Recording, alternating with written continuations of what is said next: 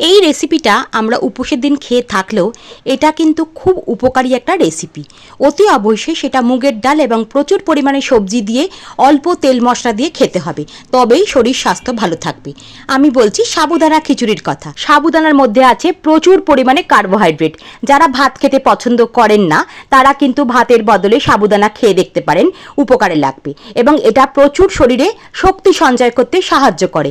আমরা যেটা ভাবছি যে ওজন যেটা আমাদের শরীরের আছে সেটাই রাখবো, মানে না বৃদ্ধি করব না হ্রাস করব, তখন আমরা সাবুদানার খিচুড়ি অনেক সবজি দিয়ে খেলে আমাদের কিন্তু শরীরের ওজনটা ঠিকঠাক রাখতে সাহায্য করবে। সাবুদানায় আছে প্রচুর পরিমাণে আয়রন ও ক্যালসিয়াম, যেটা হাড় ও দাঁত মজবুত রাখতে সাহায্য করে। এটা কিন্তু ডায়াবেটিক পেশেন্টরাও খেতে পারে।